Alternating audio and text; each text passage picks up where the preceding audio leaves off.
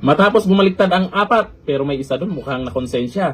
Pumuntak kay Atty. Baligod at nagsorry. Pero eto, nagsalita po sa wakas ang team leader na tinatawag na Brave 18. Eto, ang sabi, wala kayong malasakit sa ating inang bayan.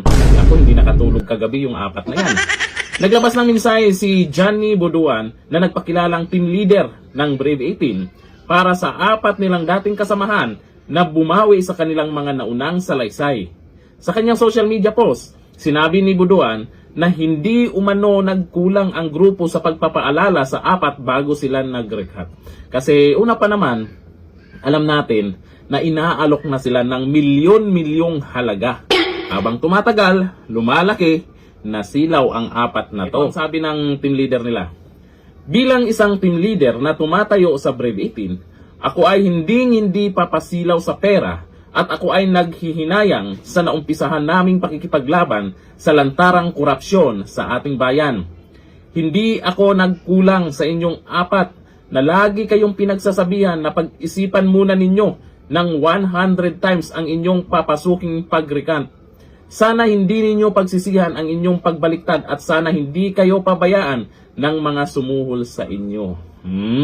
Wala kayong malasakit sa ating inang bayan at sa hinaharap ng ating mga anak at mga susunod na henerasyon. Nagpatinag kayo sa napakaliit na halaga ng pera upang inyong ibenta ang inyong prinsipyo. Nakakahiya talaga sila, yung apat na yan. At siraan pa si Atty. Baligod. Mahiya naman kayo. Alalahanin ninyo, mananaig at mananaig pa din ang tama kaysa mali. Naku, itong apat na bumaliktad, alam nyo sa totoo lang, ay alam naman ng lahat na ngayon kung ano yung apat na yan na bumaliktad. Alam din naman nila kung ano yung tama o mali. Yun nga lang siguro, malaki yung pangangailangan or baka nahihirapan dyan sa ginagawa sa kanila, sa panggigipit sa kanila. Pansin nyo naman, yung mga naiwan ay kinulong. Pero dito sa mga naiwan, ang daming sumaludo sa kanila. Ito, ang sabi ng mga nagkomento. Ito sabi ni Inuds, tama sir, salute sa inyong tapang at panindigan para sa bayan, especially for the future generation. Yung apat, ikinahihiya na kayo. Sabi ni Lito Albotra, saludo po ako sa inyo pag manggigiting na sundalo at kay Atty. Baligod. Kunting tiis na lang po at mananaig pa rin ang kabutihan. Hindi naman panghabang buhay sila dyan na nakaupo kung sino man yung mga nagbayad sa kanila. Darating ang panahon, pag pumabor na sa mga taong gusto ng taong bayan kung sino yung ilagay dyan, kung sino yung ipalit sa mga buhaya dahil lantaran talaga yung korupsyon ngayon, ay itong apat na to malamang magtatago ang mga to. Ikahihiya ito ng mga nakakilala at kamag-anak nila. Sabi ni Denden Sarinas, grabe kung may nadala ng pera at bumaliktad, meron din may prinsipyo. Hindi natilag sa pera, may panindigan, may dangal. Salute po sa inyo sir. Oo naman. Kasi netong mga nakaraang araw ay iba't ibang lugar sila nagpunta na para mag-bail. Pinahirapan talaga kung saan-saan. Nagpunta ng Caloocan, San Juan. Etong sa Las Piñas lang ang medyo nagka-problema kasi alas 8 pa lang ng umaga sila. Hindi na process yung pag-bail nila dyan. Umabot ng hapon 4 or 5 p.m. Kaya hindi na asikaso. Kaya ito ay inaresto. Ito sabi ni Nordiong, taksil man kung isipin pero may dahilan sila. Sa una nilang salaysay dahil sa sila ay tao lang din at may matinding pangangailangan at takot na lumaban sa tama, mas pinili nila ang pera kaysa prinsipyo. Itong apat na to, nakikinig din naman to sa mga sinasabi natin. Hindi natin alam kung ano talaga ang dahilan nila kaya tinanggap nila yung alok sa kabila. Pero yung pag-message lang kay Atty. Baligod na nagsorry yung isa sa kanila, nako, magulat tayo bandang huli. Pag natanggap na yung inalok sa kanila, ay biglang kakanta. Hindi natin alam kung ano yung pwedeng mangyari sa susunod. Hanggang dito. Pahayag ito ni Senator Lacson tungkol sa pagbaliktad ng apat na Marines. So, title, Lacson wants masterminds behind Maleta Boys held accountable. So, kung sino daw ang utak sa maniobra nitong paglabas ng Brave 18, sila daw ang mananagot. Hindi naman yung nakawan sa flood control, parang nakalimutan na. ang tinatarget. Sino ba ang nasa likod ng mga Maleta Boys na ito? Yung dapat ang mananagot. Ayos Senator Ping Lacson on Friday said the withdrawal of claims by some of the 18 Maleta Boys about cash deliveries in suitcases to certain politicians raises even more questions. Lacson said the Maleta Boys have made so many flip-flopping statements in various fora and venues that the public no longer knows which of their claims to believe. Sabi niya, first question that needs to be answered is, are these 4 part or outside of the 8 reported earlier to have submitted their sworn statements to the Ombudsman which triggered the initiation of the preliminary investigation against Romualdez? Sa dami kasi ng flip-flopping statements nila sa iba't ibang fora at venues, hindi na natin alam kung ano ang totoo at hindi sa mga sinasabi nila at kung sino-sino sa kanila ang nagsasabi ng totoo. Dapat ding tugisin at papanugutin sa batas ang mga nasa likod ng gulo at confusion na nilikha nila. I hope the authorities will track and make them answerable as well. Okay, so ito ang sabi ni Atty. Baligod. Di 4 yung bumaliktad, ano? 3 sa kanila ay kabilang sa 8 na Brave Marines na kinunan ng statement ng Ombudsman, kaya nagkaroon ng investigasyon, preliminary investigation kay Martin Romualdez. Kaya yung sagot sa tanong ni Lacson is yes, 3.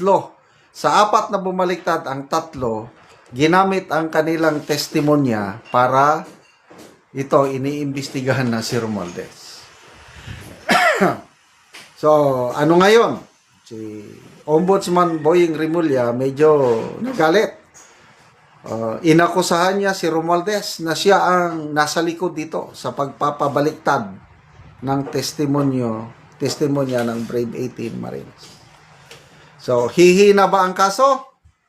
Sabi ni Boying, hindi daw. But sa tingin ko, hihina ang kaso. Kasi napilitan lang daw yung itong 4, kabilang na yung 3 na nagamit ang testimonya, na pressure daw sila sa ombudsman. Kaya pinirmahan nila yung ano na yun. But sabi naman ng remaining 14 is nabayaran sila. Offeran sila ng 25 million pesos. Isa sa Brave 14, yung hindi bumaliktad, sabi niya sa akin, na-offeran siya at na-record niya yung pag-bribe, pag-offer sa kanya. So, yan po ang kalakaran ngayon. So, nakakatuwa naman si Senator Lacson. Ang gusto niyang habulin, panagutin sa batas, yung nasa likod, utak ng paglabas ng Brave 18. Paano naman yung utak ng utak ng nakawan, yung flood control scam mismo? Wala na, kalimutan na lang. So, nakakalungkot po ang nangyayari sa atin. So, ngayon, ang update po sa nakakulong. Kasi yung Brave 14, hindi sila nakapagpiyansa kahapon. Kaya nakulong sila. As early as in the 8:30 in the morning, nandun na sila Atty. Baligod para i-process yung pagpiyapiyansa. Normally, it takes 2 to 3 hours lang para ma-process yung piyansa. Kaya lang, I don't know anong nangyari sa clerk of court. Sabi ni Atty. Baligod kung ano-anong hinahanap ng mga requirements na hindi naman kailangan. Sanay na si Atty. Baligod sa pagpiyapiyansa ng ganyan. Sa mga naunang korte na naisuhan sila ng warrant of arrest, hindi naman sila nagkaroon ng problema dahil pre-nasis kagad. Kaya lang yung clerk of court ng Las Piñas court na ito is kung ano-ano daw ang hinahanap. Kaya nakulong yung Brave 14 kahapon. But I am not sure kung 14 bang nakulong or 10 lang. Baka yung 4 is nakapagpiyansa na. So, update ngayon. may mga nababasa kong post. Posibleng makalabas yung Brave 14 o Brave 10 before lunch. Kasi may napanood akong statement ni Attorney Baligod. Ano na daw? Online. Pinaprasis na lang yung pagbayad sa piyansa online na medyo malaki. 740,000 pesos. Kaya again, mga kaibigan, sa mga gustong tumulong, tumatanggap tayo ng voluntary tulong sa Brave 14 Marines. Dito po ang GCash natin, 0916-9000-997. Mirna Sibog ang GCash. Kahit anong amount lang na maipadala nyo, malaking tulong na dito sa Brave 14 na hanggang ngayon di nila tinatanggap yung napakalaking offer sa kanila na 25 million pesos para lang bumaliktad. Ang kanila prinsipyo, ang kanilang pinaglalaban, galit na galit sila sa ginawa ng apat. Kaya lang, ganyan talaga ang buhay. Iba-iba ang prinsipyo. Katulad mga senador, di ba? May isang senador dyan na nagpakulong dahil may prinsipyo siya. Bahala nang makulong. Yung dalawa naman, bumaliktad. O yun, ligtas yung dalawa.